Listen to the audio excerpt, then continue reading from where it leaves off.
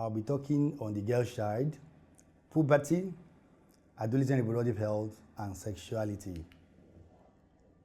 I'm Dr. Olofimbi Babatunde Ajayi, a senior lecturer from the Department of Obstetrics and Gynecology, College of Medicine, Ekiti State University, Ado-Ekiti. I'm a member of International Association of Diabetes in Pregnancy Study Groups, and essentially I'm an executive director of an organization, an NGO, Target Adolescent Friendly Research Initiative and Care, Adofric, based in Ekiti State. At the end of this lecture, you are expected to know the girl child's rights and problems with the girl child. You are expected to, at the end of this lecture, you should be appreciating the physiology and endocrine basis of puberty. And at the end of the lecture, you should know the various pubertal stages of the breast, axillary, and pubic hair development. And you should be able to appreciate the concept of adolescent health, reproductive health, and sexuality.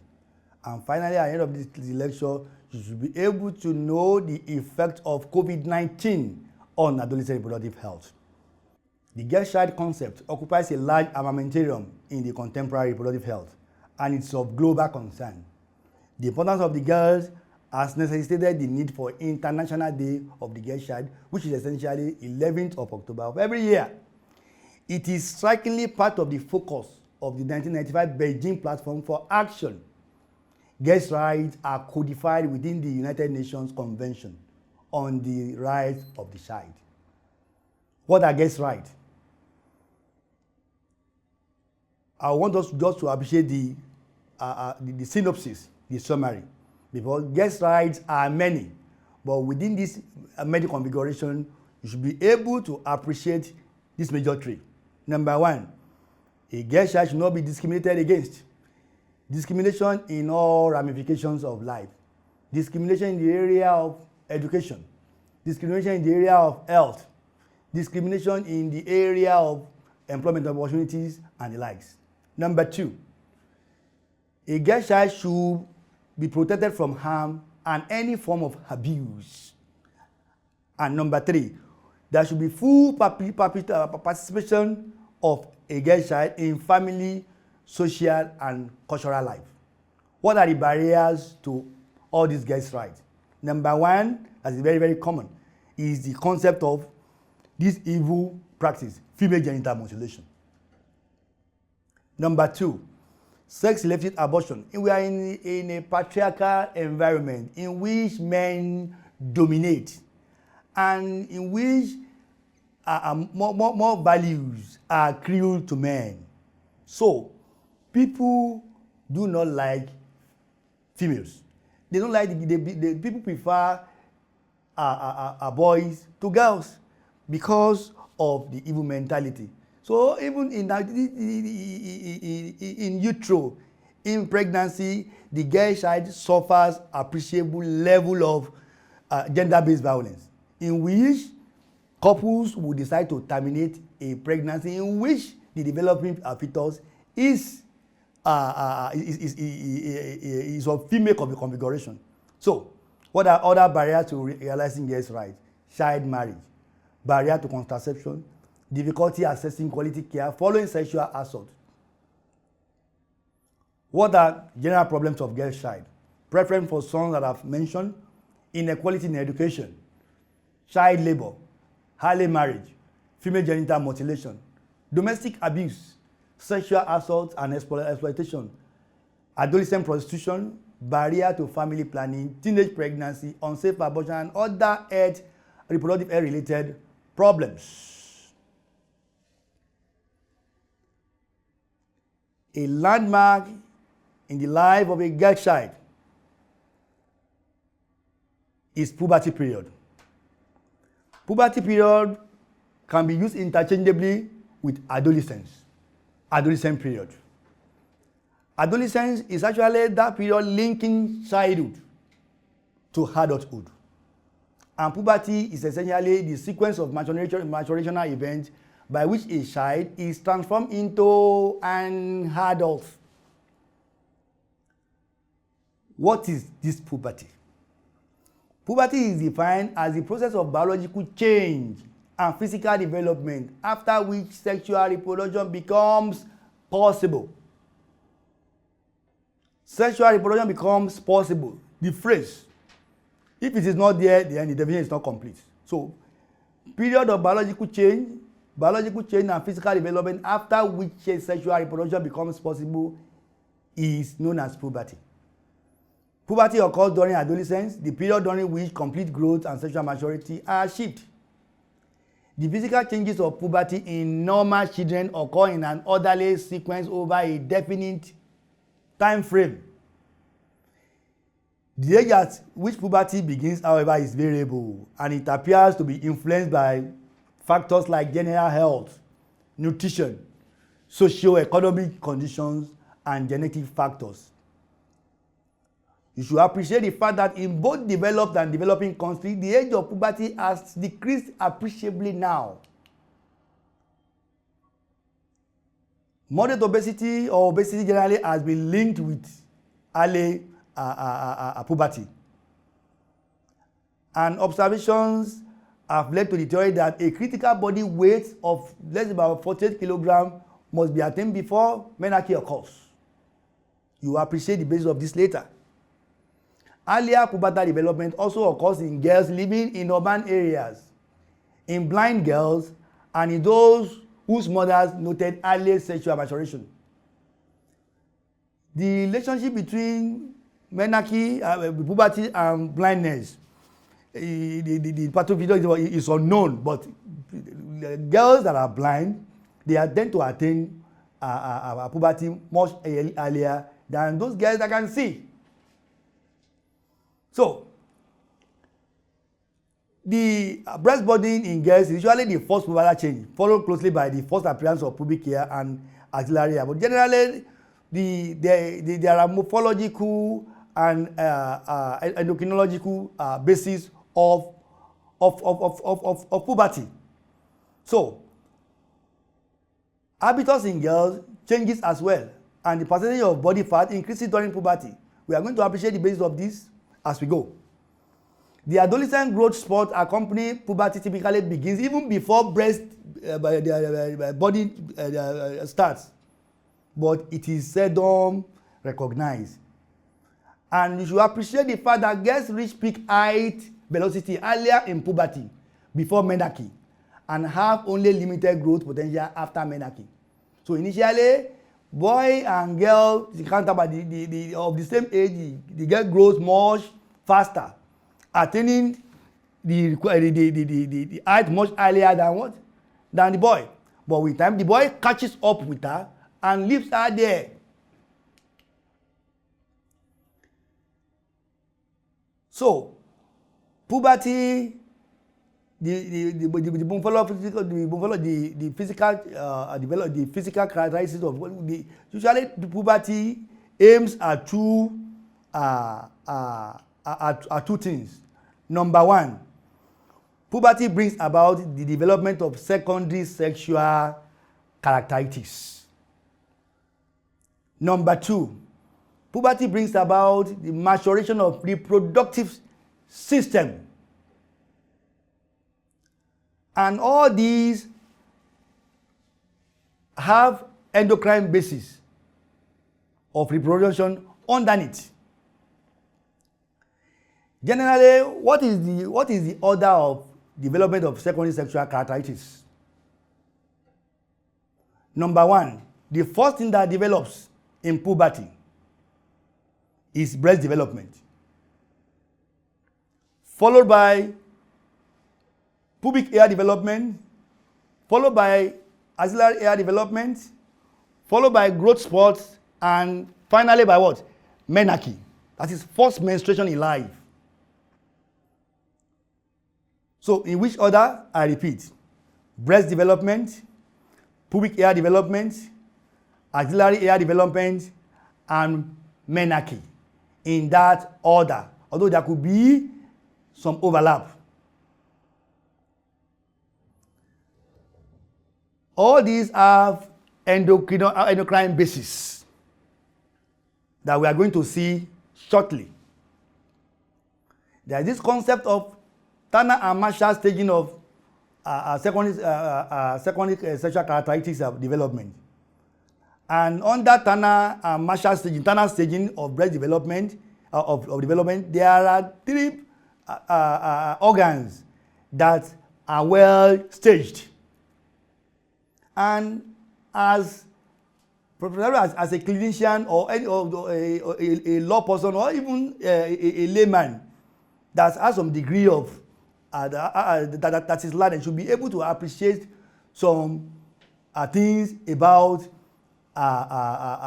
breast development, pubic hair development, axillary hair development in puberty. And it's even become more important for the clinician and health caregivers to be able to appreciate the various stages of this development, especially when it comes to conditions that require this, like rape or sexual assault in a 12-year-old girl. Having examined her, you should be able to tell which Turner staging is the breast, which Turner staging is this axillary hair, and which Turner staging is this pubic hair. So, the commonest and the most popular that you should appreciate and commit to memory is the Turner staging of breast development.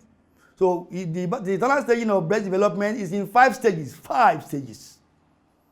Number 1 stage is stage 1, in which there is prepubertal state. What you just have is elevation of what of the papilla alone, just papilla. The girl child is not different from a male counterpart. All you see is just what the papilla only. The nipple, small nipple. Stage 2, breast bud develops as a small mound beneath an enlarged areola. See, the breast is about to develop like a walnut. Walnut with some hip-hop.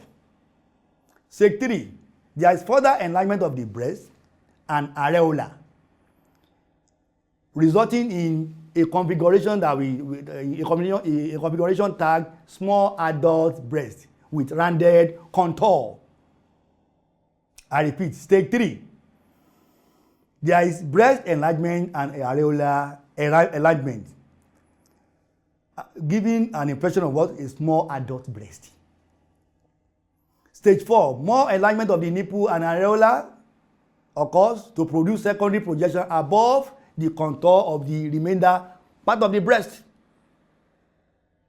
The breast is bigger in configuration in terms of the areola area and the nipple area. Stage 5, normal adult breast with rounded contours. So at times, stage 4 might be awkward, might not be able to distinguish between stage 3 and stage 4 and stage 5 at times. Number 2, Turner staging of the pubic hair development. Turner staging of the pubic hair development is in 5. The stages are 5. Number 1, no pubic hair is seen in stage 1. No pubic hair is seen in stage 1. Stage 2, there is sparse long hair on either side of the labia majora. Sparse long hair on either side of what of the labia majora. The hair there is sparse. Number 3, there is a mnemonic for this number 3. We call it CDC mnemonic. CDC. The hair on the vulva is what? Is curly, darker, and coarse over the mons pubis. CDC hair of stage 3. That is the mnemonic. CDC means curly hair, coarse hair, and darker hair. You can see there is this distinction between stage 2 and stage 3. Stage 4, adult hair type covering the mons pubis area. The area has increased. And stage 5, you have the hair with an inverse characteristic of female excursion, inverse triangle distribution, and also covering the medial part of what of the girl thighs.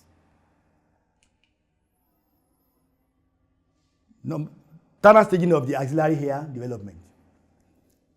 Unlike the breast and pubic hair development, axillary hair development is in 3 stages. For the purpose of the listeners going for exams, 3 stages. What people tend to consider which one is 3, which one is what 5. Breast and pubic hair have 5 stages, and axillary hair has only what? 3 stages. Stage 1, there is infantile stage, no hair development seen. Stage 2, some hair is present, but the growth is what? Incomplete. And stage 3, fully developed stage. Endocrinology of puberty. Puberty, as I've said, in puberty there are morphological changes, physical changes, psychological changes. All these changes, they have what? Endocrine basis, which starts from how does a girl child enter puberty. And this we can appreciate from the time the baby is born. In utero, shortly before delivery, the fetus is like the fetus is like a tissue culture in the hormonal milieu of the mother. And what are the major hormones forming the milieu? Estrogen and progesterone. So after delivery, the fetus has been withdrawn from the estrogen and progesterone hormonal milieu. That takes up what? The negative feedback effect of estrogen and progesterone. So in early life, at least in the first 3 months, because the negative effect of the progesterone and estrogen has been withdrawn, then that gives a way for increased concentration of gonadotropins. So follicle stimulating hormone and luteinizing hormone concentrations are high because the baby has been removed from the endocrine milieu of the mother, and you have about peak FSH and LH at about the end of the 3rd month. Essentially, development of puberty is as a result of interplay between hypothalamus-pituitary axis, that is referred to as gonadal start, and ovarian, uterine, and vaginal axis. Now, at the end of the 3rd month, we have the highest concentration of what? When the baby is about 3 months, the FSH, LH concentrations have reached what? The peak. You should appreciate the fact that these high concentrations of LH, they work on what? On the ovaries to bring about some follicular developments in which you have some production of estrogen. This estrogen reproduction, although little, will now start exerting negative feedback effect on the men upstairs, FSH and LH, bringing their concentration to the lowest level. And their concentrations remain low because the hypothalamus and pituitary, they become unduly sensitive to the low concentration of estrogen during the early life. So the concentrations remain low until about 6 to 8 years of age, in which, as a result of some inductive effect, the nature of which is still unknown, the sensitivity of the sensitivity of the hypothalamus and pituitary to estrogen reduces in such a way that the level of estrogen you have at that very period of time now stimulates recruitment of the cells that elaborate FSH and LH again. So around 6 to 8 years, the concentrations of FSH and LH tend to increase. And as these concentrations increase, FSH now act on the ovaries to bring about folliculogenesis, follicular development. Follicular development brings about increased estrogen production. And this development does not only affect the ovary, it also the estrogen also affects other areas. And it's not only this estrogen that plays a role in puberty. Other hormones like growth hormone, like cortisol, like insulin, like thyroid, they interact to play roles in puberty. But the effects of more tend to have a dominant role than the others. And the cardinal thing in puberty in a girl is what is estrogen concentration. So as estrogen increases, it tends to act on virtually all the systems of the girl's body. Starting from the uterus, estrogen brings about hypertrophy and hyperplasia of the uterine muscles, increasing the uterine body cervical ratio.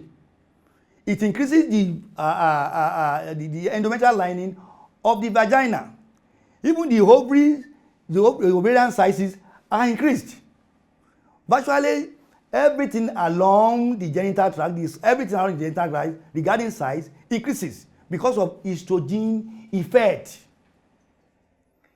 Estrogen also acts on the muscles, the bones, bringing about appreciable growth. Estrogen acts on the breast, bringing about ductal proliferation. And with time by time, progesterone is recruited, it complements the work of estrogen to bring about full development of the breast.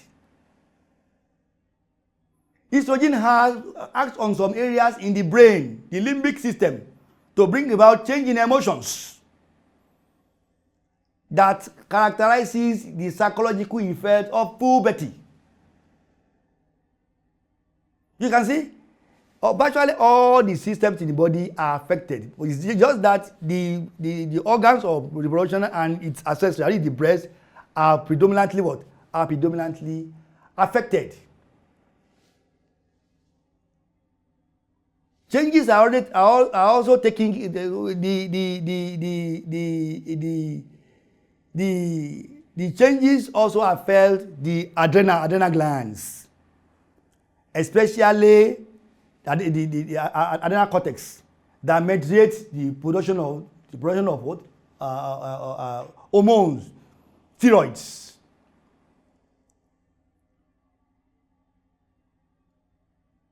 Androgens are mobilized, the production of androgens increases.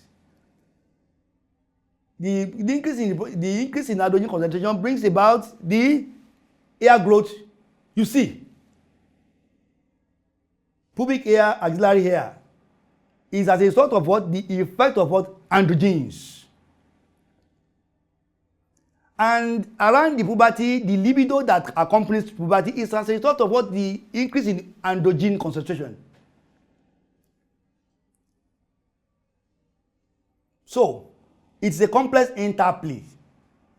So with time, as the estrogen concentration increases, it gets to a point at which there is exertion of positive feedback on luteinizing hormone and follicle stimulating hormone, bringing about the surge of luteinizing hormone that interacts with the ovarian follicles to bring about ovulation. And as estrogen concentration increases and progesterone concentration increases, the estrogen concentration acts on the endometrial lining to build the endometrium up. With time, the endometrium being built up is what is primed. The endometrium being primed is now complemented by what? Progesterone. So, with time, at the peak of pubertal period, and having built the endometrial lining to a particular extent, with some changes and hormonal withdrawal, the girl experiences the first bleeding in life, first menstruation, which is called menarche. So menarche caps puberty, and following menarche, you can conveniently say that the girl has attained her full reproductive potential. We cannot but, having appreciated the concept of There are disorders of puberty, but for the purpose of this lecture, the basis is how is puberty linked to adolescent reproductive health and sexuality. So without puberty, you cannot be talking about adolescent reproductive health and sexuality.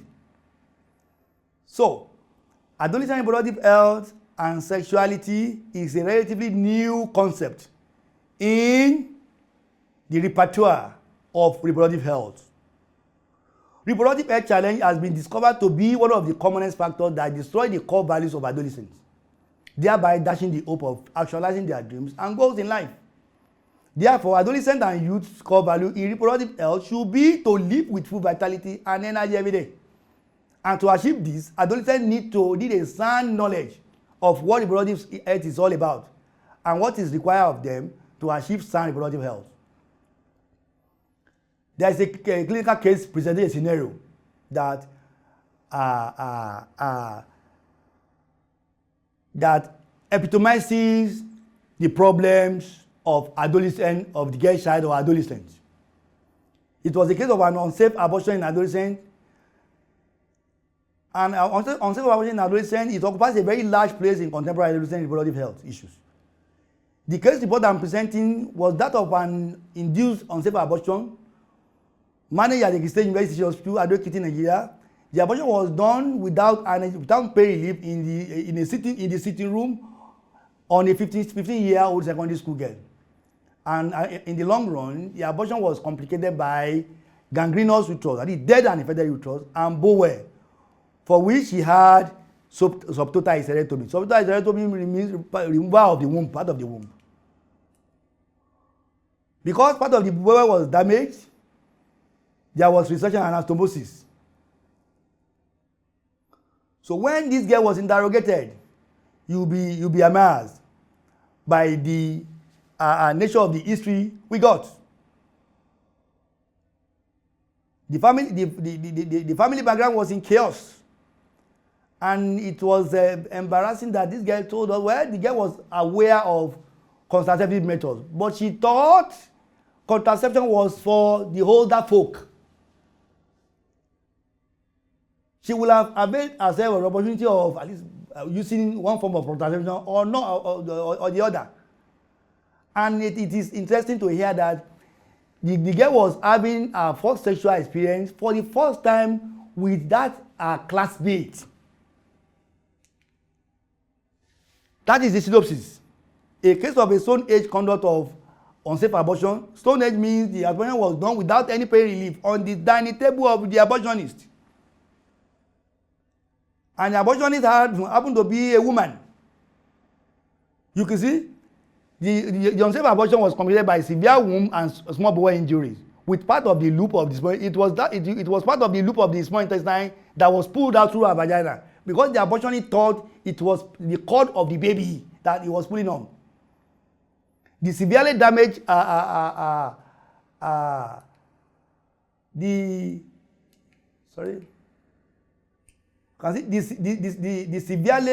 severely damaged bowel, clamped with umbilical cord clamp, thinking it was the cord of the baby. So the girl was mismanaged, and at the point of death, it was not even the abortionist that referred her. It was the parent when they saw how what she was doing. She had to point out that somebody took her down for abortion. So by the time they brought her to us, she was septic, she was in a moribund state. But thank God, we were able to salvage her condition. But it is interesting to hear that during the course of being followed up, she was lost to follow up. She was lost to follow up. Up till now, we couldn't trace her. So these are the problems facing adolescents, especially adolescent girls. So we need to appreciate some terms in adolescent reproductive health and sexuality. Who is an adolescent? Adolescent is any boy or girl between the age of 10 to 19 years as described by WHO. And reproduction refers to the production of offspring by sexual process. And what is health? Health is defined by what WHO as a state of complete physical, mental, and social well-being, and not just the merely absence of disease or infirmity. So what is this adolescence? I told you the other time that adolescence could be used interchangeably with puberty period.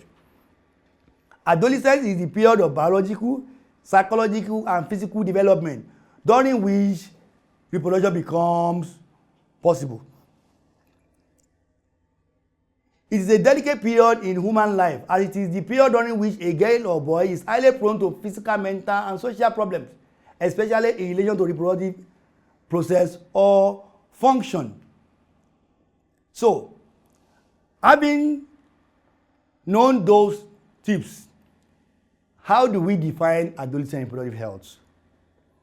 Adolescent reproductive health is therefore defined as a state of complete physical, mental, and social well-being, and not just absence of disease or infirmity in all matters relating to reproductive system and its functions in adolescent.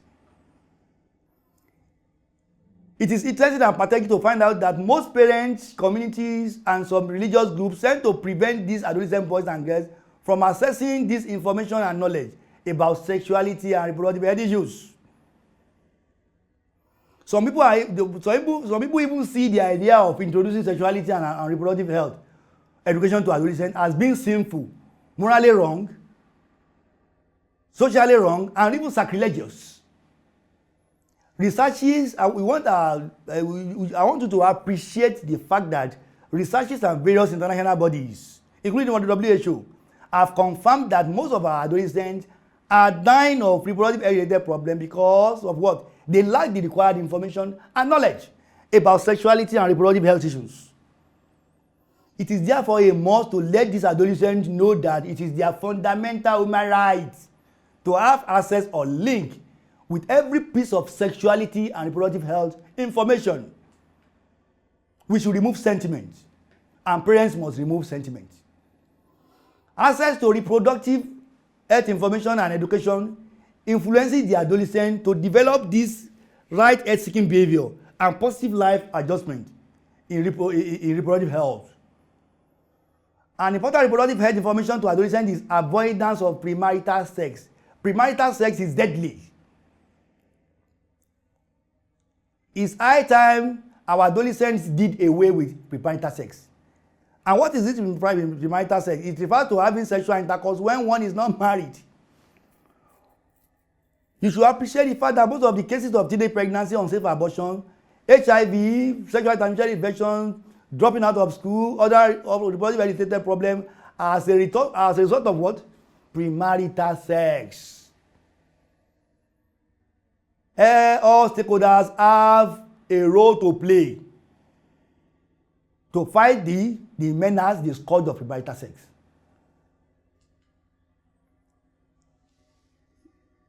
You go appreciate the diagram of a male reproductive system. That is the summary. That is the penis. The organ of what? Copulation. Organ of sexual intercourse. Where sperm passes through in the course of what? Entering the vagina in readiness for fertilization. That is the testis, the organ of spermatogenesis, where the sperm house, where spermatozoa are being produced. So you can see the vast difference, the pipe for sperm that carries sperm to the tube of the pelvis. So those are the glands, reproductive system glands. Those glands that nourish what? That nourish sperm, making sperm viable, making sperm cells healthy. So you could see a ball-like below the bladder. It is called prostate, and prostate is so important in a man because it's a site of what? An important cancer, prostate cancer. So all these pieces of information are expected to be imbibed by adolescent boys and girls. We shouldn't hold all this information from them. A more interesting phase is the female reproductive system, comprising the ovary, that is the egg house, where follicles are being mobilized, where eggs are being produced, where those hormones, estrogens, are being manufactured to prepare the body for the work of what? Reproduction or procreation. So that is the ovary. You can see ovary is so important. Apart from elaborating eggs for reproduction, for reproduction and fertilization, it is also a site of what? Cancer. Ovarian cancer. Ovarian cancer is one of the commonest cancers around. So from the egg is released from the ovary to enter the what? The fallopian tube. Fallopian tube is the organ of fertilization where the egg and sperm meet to form a miniaturized baby or miniaturized embryo. The embryo moves down to do what? To get implanted, to get embedded for development in the body of the womb. So you can see the body of the womb and the gate of the womb. The womb comprises two major areas. The body of the womb, of the uterus, and what? And the gate of the uterus referred to as cervix. Cervix is so important, and this one is the house of a popular cancer, a very common cancer, cancer of the cervix. That's what kills our women, like what? Shaking. And that is why the adolescents need to appreciate most of the problems that bring about cancer of the cervix, they arise during what? The adolescent period. Cancer of the cervix is linked with a sexually transmitted reproductive disease, human papilloma virus. And most of these infections, they are contracted during adolescence. So adolescents, girls and boys, they need to appreciate the fact that the life they live during adolescence goes a long way to dictate whether they might develop cancer of the cervix later in life or not. So you can see the vagina. Vagina is the organ of copulation in a woman. And aside being the organ of copulation, when the baby is ready to come out during delivery, during childbirth, it's a passage through which the baby navigates. And aside from this, vagina is also a passage through which the uterus releases its monthly product. That is the outcome of normal reproductive system. That is the menstruum. Menstruation becomes visible. Menstruation becomes apparent. Menstruation becomes visible through what? Through vagina. Without vagina, you won't appreciate whether a woman is menstruating. And women place a lot of value on menstruation. If a woman doesn't menstruate, then psychologically, such a woman won't be stable. Aside from the fact that if a woman does not menstruate, it tells on her reproductive potential.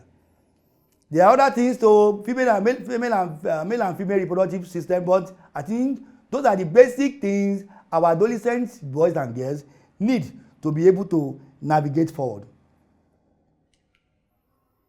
Reproductive system, as I've said, so what are the components of adolescent reproductive health and their importance? So you should be able to commit all the components of adolescent reproductive health to memory. If you go by random sampling, even people in medical cycle, what are the various components of reproductive health? About 2 or 3 out of 10 will know. So if you will experience that in medical cycle, so how much more, what do you expect to have among our adolescent boys and girls? And they need to have this information. Number one component is family planning and emergency contraception. Family planning refers to ways of preventing unwanted pregnancy and unplanned pregnancy, especially in a situation in which adolescent has mistakenly had unprotected sexual intercourse. Essentially, it's a way of thinking and living that encourages an individual to have a required family size according to what the existing practice, attitude, and knowledge that promotes not only the health of the individual, but to promote the health of the nation as a whole. But to be simply put, is a way of preventing unwanted pregnancy, a way that enables an individual to plan family size. There are many methods of family planning, each with its benefits and side effects. So for more information, appreciable information, then an adolescent needs to visit health caregiver for more. And now it is pathetic, as I've said earlier, that especially in our culture, we see adolescent contraception as being evil, has been sacrilegious, has even been sinful. But it's high time we got to know the fact that adolescent boys and girls need contraception. They need contraception. Why? Because it goes a long way to prevent unwanted pregnancy and unplanned pregnancy in them. Look at the girl that had her womb removed. If she had been introduced, this is a big problem in many settings, especially in religious settings. We need to accept it's high time we accepted the fact that adolescent boys and girls need to be introduced to contraception, especially for those that have been exposed to sexual intercourse. It is a must for them. Even for those that have not been exposed to sexual intercourse, it is even a must for them to have the information at hand, because a 60-year-old girl that has not been exposed to sexual could be raped. So she needs to have this knowledge. What I've been raped, then I need to mount a particular method of family planning so that this pregnancy will not result in an unwanted pregnancy, warranting unsafe abortion. Number 2 component is infertility prevention. Infertility refers to inability of a couple to achieve pregnancy despite regular, adequate, unprotected, and satisfying sexual intercourse after a year of marriage. It is also called childlessness. Infertility prevention is the care given to couples to help them achieve pregnancy. So the common causes of childlessness include sexually transmitted infections, damaging women's reproductive tubes, and most of these infections they start during the adolescent period from indecent sex. So ways of preventing childlessness include avoiding premarital sex, especially during the adolescent period, being faithful to one's partner in marriage, and for those that are already having sex, they must use barrier method, because barrier method is the only means by which organism cannot enter the reproductive system to destroy the organs to destroy the organs of procreation. What are the organs of procreation? Fallopian tube, majorly in the girl child, and what? And the pipe of the penis is the vast difference in the boy. So adolescent boys and girls need to visit healthcare giver today, at least to have more information regarding this. Number 3, sexually transmitted infections, as I've said, the commonest of which are gonorrhea, syphilis, hepatitis, and so on. HIV is deadly and has no cure, and is best prevented by abstaining from or avoiding sexual intercourse. Or for those that are having sexual intercourse, you must use a barrier method. And what is the barrier method? Not tablet, not cream. The barrier method is what? The use of what? Consistent and correct use of condom. Sexual transmitted infection, including HIV, can be transmitted even if there are no symptoms and signs. Like a study we did recently on adolescent prostitutes. We got that appreciable number of them did not believe in the use of condom, because once they see they see a man and the man appears neat, they think the probability of infection or HIV in him is low. So one of the responses we got, an adolescent girl said, an adolescent prostitute said, well, when I see a man that is clean, he is not likely to have HIV, so I allow him not to use condom. Hepatitis is another sexually transmitted infection that the incidence is soaring, that is increasing now. Hepatitis is one of the sexually transmitted infections that this incidence is what is increasing now. Even among healthcare givers, among students, virtually every month now, in the last 1 year, I will see an adolescent, a school girl, a university, a tertiary institution girl or boy having hepatitis. And most of them, they are not aware that this disease exists.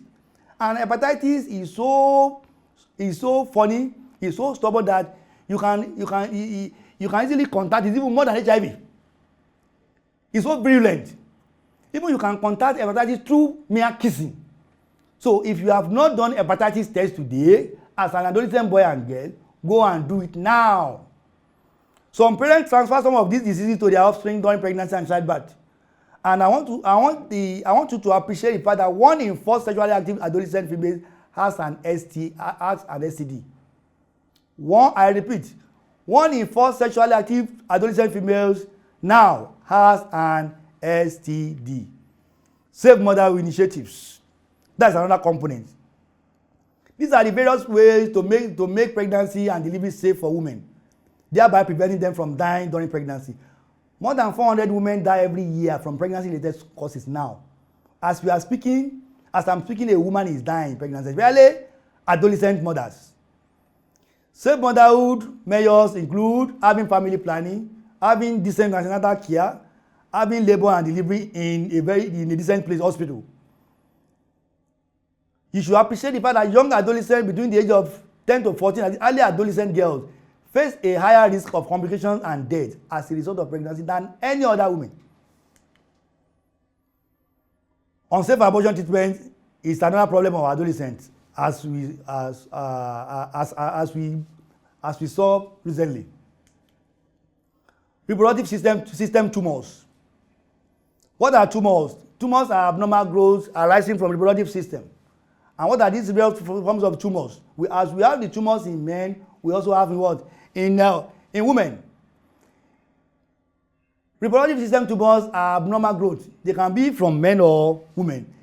This include the growth could be what? Could be simple or benign growth. That is simple growth that it doesn't kill, or it may disturb, or it may be in form of what? Cancer.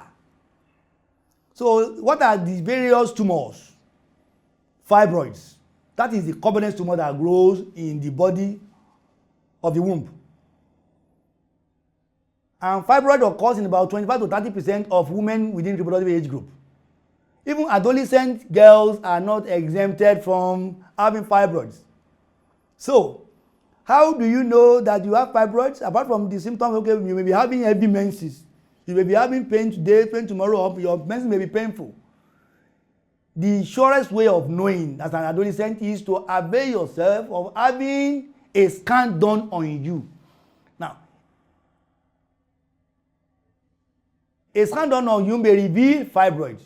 And if it reveals fibroids, it's not all fibroids that require immediate treatment. So, when fibroid is detected in you, then that calls for the need to be followed up. So you could be followed up. So parents should allow the adolescent girl to do what? To have at least once your daughter has entered adolescence, at least get her scanned. The cancer of the cervix is one of the commonest cancers around that develop from the gate of the cervix. Then breast lump or breast cancer that arises from the breast. So breast cancer is another big problem in reproductive health repertoire. And every day about 2,000 women die of breast cancer every day. So, and that cause for is a big alarm.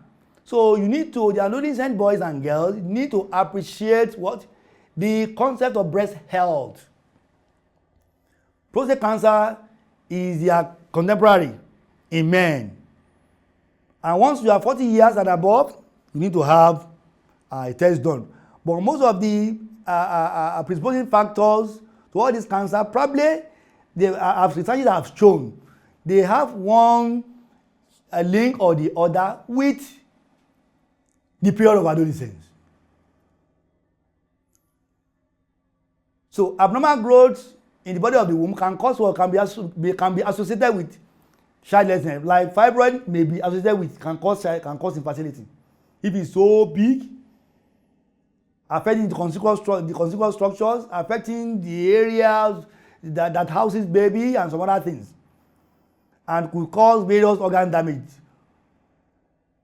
And cancer can cause discomfort and death. So prevention involves early medical checkup and seeking more information about the diseases. Infant care. Infant care involves various measures adopted to ensure that the babies survive. The teen mothers need to appreciate this area. That having had a baby, you need to take the baby down for, you need to take the baby out for the appropriate information for infant care. So what are the various infant care strategies? It includes things like growth monitoring, giving them the required body fluid when they are having vomiting or diarrhea, breastfeeding, immunizing them against killer diseases, planning to space pregnancies and regular visit to health caregivers. Gender equality refers to measures being put in place to make sure that girls have equal opportunity with their boys' counterparts in life. This involves providing our women with the right information and education and empowering them. Men should not dominate our women again. That is the saying. One of the best ways to achieve this is avoidance of premarital sex. The girls need to be disciplined, to be determined, to compete with what? With men in this economic world. And community and governments have a role to play for our girls to get empowered to succeed. Reproductive health of the elderly. Achieving healthy reproductive health status in old age depends primarily on adolescent determination and discipline to achieve sound and good health while young. Most of the reproductive health problems in elderly, especially cancers, late complication of sexually transmitted infections, and late complication of adverse pregnancy outcome, develop as a result of unhealthy reproductive health lifestyles during adolescence and young adults. Period. These unhealthy reproductive health lifestyles include premarital sex. If you will have problems when you grow old, there are some things you might have done in your adolescence that are poor health seeking, that are poor health habits. What are they? Premarital sex, unsafe abortion. The lady that had her womb removed had been rendered sterile. She can't get pregnant by herself again. Teenage pregnancy, if you got pregnant much earlier, 10, it's not too good. Multiple sexual partners in adolescence, substance abuse, failure to get vaccinated against cervical cancer causing virus. So it is said that all adolescents now must be vaccinated against human papilloma virus. If right from the age of 9 years, up to 22 years, you can see go. So we did a study recently on human papilloma virus vaccination in Ekiti State. Although about 80% of them were aware of vaccination against human papilloma virus, which prevents cervical cancer, but we could only get 3 in-school adolescents that were vaccinated in Ekiti State against human papilloma virus. So, and this is a very big reproductive health challenge. So, if you have not been vaccinated and you are an adolescent girl, it's high time you went today. Sexuality and sexual behavior is another component. Human sexuality is an integral part of our being, which begins at birth and ends at death. This involves issues that surround types of sexual intercourse, perception about sexual intercourse. Issues like premarital sex, defilement, masturbation, lesbianism, pornography, they are embedded, they are the concept under sexuality and sexual behavior. All these are dangerous and unhealthy lifestyles. What are harms of sexuality in adolescents? What are harms of sexuality in adolescents? Number 1 harm is self-esteem, self-concept. How adolescent sees himself or herself. How he or she judges himself or herself. Self-esteem, it could be high, it could be low. Number 2, sexual identity. The consciousness of identifying oneself as being a male or female. A male may say, I'm not a male. I'm psychological problem. I'm a female. Initially, boys and girls, they mingle together when they are young. But at a point, they become convinced or they become aware of their gender role. And that guides them to identify with opposite male, opposite sex. That is under sexual identity. Then the number 3 prong of sexuality is what? Relationship. Interaction between same sex and opposite sex pairs. Between siblings and between siblings and their parents. The same sex relationship is important for future healthy opposite sex relationship. People who keep to themselves a lot usually have poor relationship with others, which can later affect their achievement in life. And people that stay alone, solo, they may be exposed to things like sexual assault and the likes. Relationship matters. Sexual intercourse is another harm of sexuality. What is sexual intercourse? It's the intimate act between two people with penetration of penis into the vagina, anus, or mouth. It's not only one penis. When penis enters vagina, that's not what it is. It's not only when penis enters vagina that you say that is sexual intercourse. When penis enters anus and mouth, it still qualifies as sexual intercourse. It depends on, and sexual intercourse could be as a result of maybe expression of feelings or procreation. It depends on the feelings around it, the purpose, whether it is for procreation or not. Reproduction, we define that. Other factors that affect human sexuality, such as gender roles, influence of mass media, and peer pressure. There are other things that exert influence on sexuality. Harmful practices. This refers to ways of preventing harmful reproductive health-related practices. Most of these practices are described as gender-based violence because it is women that are majorly affected. Although men can also experience gender-based violence, but the women are more affected than men. It is primarily a problem belonging to women folk. The violence is directed at women because they are what? They are women. What are these? These include female genital mutilation. That is traditional cutting of part or whole of the female external genitalia or private part for non-medical reasons. Child trafficking and prostitution. Demanding for sex before a woman is helped. Domestic violence, which refers to violence or other abuse by one person against another in domestic settings, such as marriage or cohabitation. Sex preference is another serious area in which our society prefers a male child to a female child. Many pregnancies have been terminated because those pregnancies were female fetuses. Because we are in a patriarchal environment, society that prefers male to female. Preferring a male to female is a form of what? It's a gender-based violence. Some pregnant women are facing domestic violence because they are carrying female babies in their wombs.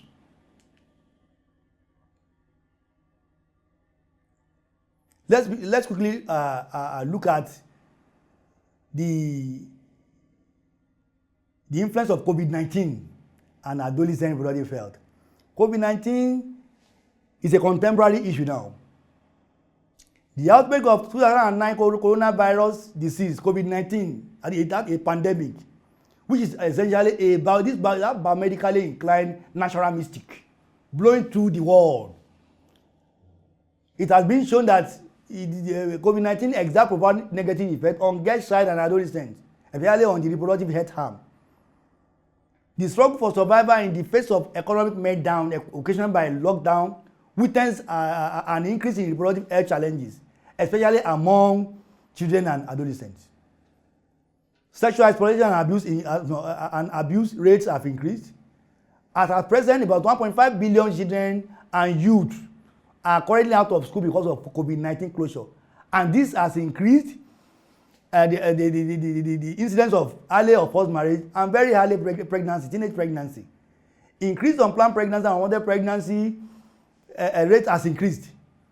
Difficulty in even accessing quality care in the face of teenage pregnancy in the face of lockdown is an issue, because for those that are victims of unsafe abortion, sexual assault, especially from low resource settings, they find it difficult to get quality care because the health caregivers are even afraid because the girl with unsafe abortion with symptoms, with symptoms and signs, the symptoms and signs may be mistaken for symptoms of COVID. So, it's a serious problem. How do we prevent girl, child, and adolescent problem? Prevention should be multidisciplinary, and it involves short and long-term measures that we can approach in the context of primary, secondary, and tertiary levels of care. Number one, advocacy on prevention and elimination of all barriers of gender discrimination through campaigns should be done. Female empowerment strategies should be effected to eliminate hunger and poverty because if women are empowered, then the problem is the problems are more than half solved. Education of the girl child, including legislation to enforce the girl child education, is key. Introduction of sexual and reproductive health education into school curriculum with parents and community involvement is a must now.